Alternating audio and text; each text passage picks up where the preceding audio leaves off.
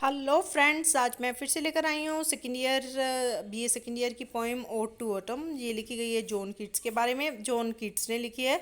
उन्होंने इस पोइम में किसके बारे में लिखा है? ऑटम सीज़न के बारे में। जहाँ बाकी सारे पोइट्स स्प्रिंग सीज़न के उसकी उसकी जो उसमें इतने अच्छे फ्लावर्स और फ्रूट्स और ये जो इतना अच्छा सीन होता है, जो नेचर इतनी ब्यूटीफुल होती है, उसके बारे में बताते हैं। इन्होंने ऑटम सीज़न को पर्सोनिफाइड किया है कि ऑटम सीज़न है वो कैसे रिएक्ट करती है जब उसका सीज़न आता है, कैसे उसके बीच में जो तरह तरह के फ्लावर्स हैं और जो फ्रूट्स हैं वो भरते हैं। फिर किस तरह से जो है उन्होंने कनेक्ट किया है, जो क्रोनोलॉजिकल टाइम है और जो साइकोलॉजिकल टाइम है, इन दोनों को आपस में कनेक्ट किया है।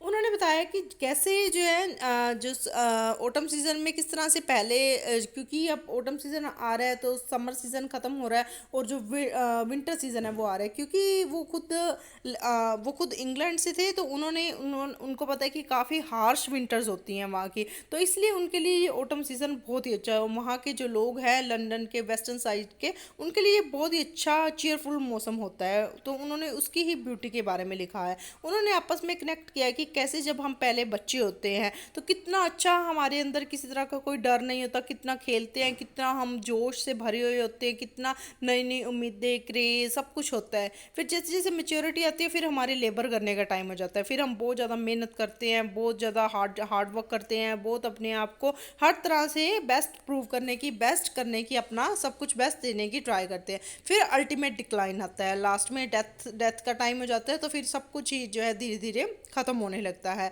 ऐसा ही ये टाइम को उन्होंने कनेक्ट किया है ऑटम सीज़न के साथ कि कैसे जो फ्रूट्स है जब ऑटम सीज़न, क्योंकि अब समर ख़त्म हो रही है, ऑटम सीज़न आ गया और आगे विंटर सीज़न आने वाला है, तो ऑटम सीज़न में फ्रूट्स जो है वो काफ़ी भर गए हैं, काफ़ी जो बेल्स हैं वो नीचे गिर गई हैं क्योंकि फ्रूट्स बहुत हैवी हैं, पत्ते, बेल, सब कुछ बहुत हैवी है। फिर उसके बाद आता है कि जो ऑटम सीज़न है वो फिर मेहनत का काम होता है कि उस टाइम पे जो हार्वेस्टिंग होती है, जो भी कटाई होती है, फिर वो मेहनत का टाइम आ जाता है। फिर अल्टीमेटली लास्ट में ऑटम सीज़न थक कर बैठ जाता है और देखता है कि क्या कुछ हो रहा है, क्या पिसाई हो रही है, क्या कुछ जो है जूस निकल रहा है, जो भी हो रहा है वो अल्टीमेटली थक कर जो है रुक कर देखता है। और इसको ही उन्होंने, इन सारी चीज़ों को ही, इस सारे हमारे जो टाइम है जो हमारी लाइफ का चलता है, हमारे लाइफ स्पैन को उन्होंने करेक्ट किया है ऑटम सीज़न के साथ। और बहुत ही अच्छी पोइम लिखी है। वो उनकी डेथ बहुत जल्दी हो गई थी। उनका जो बर्थ है वो इंग्लैंड में हुआ था और डेथ रोम में हुई थी।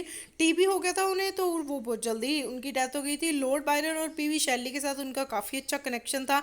इनका काफ़ी इन्फ्लुएंस रहा है और वो कैनन ऑफ इंग्लिश लिटरेचर भी उनको दर्जा दिया गया है। काफ़ी जो प्री रेफलेट ब्रदरहुड था, जो सेकंड जनरेशन पोइट्स थी, उनमें भी उनका काफ़ी ऊंचा दर्जा है, काफ़ी उनको माना जाता है। अब बात आती है पोइम के बारे में। पोइम जो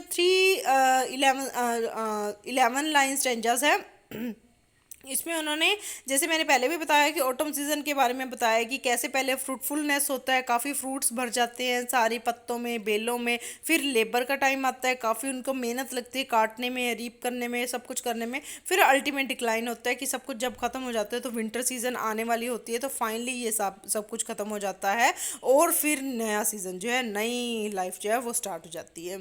तो उन्होंने क्रोनोलॉजिकल जो टाइम है डे का, ह्यूमंस का, इसको बताया कि कैसे पहले प्रोग्रेशन होती है, जब दिन स्टार्ट होते हैं तो कैसे सब कुछ खिला खिला नया नया दिखता है मॉर्निंग टाइम का, जिसको कि उन्होंने चाइल्डहुड से कनेक्ट किया है। चाइल्डहुड में भी ऐसे ही होता है कि हम बहुत खुश, चेयरफुल, एनर्जेटिक होते हैं। फिर आफ्टरनून का टाइम होता है वो मेच्योरिटी का टाइम होता है, वो काम करने का टाइम होता है, तब हम बहुत ज़्यादा मेहनत करते हैं, अपना सब कुछ जो है, अपनी एस्पिरेशंस, डिज़ायर्स, इन सब में अपना सारा टाइम लगा देते हैं। फिर डस्क टाइम आता है, शाम को संध्या का टाइम होता है, और वो फाइनली हमारा लास्ट टाइम होता है। हमारी जो लास्ट स्टेज होती है ओल्ड टाइम की, ओल्ड एज जो होती है, वो फाइनली लास्ट टाइम होता है, उस टाइम सबको जाना होता है। इसके बारे में उन्होंने सारी पोइम लिखी है।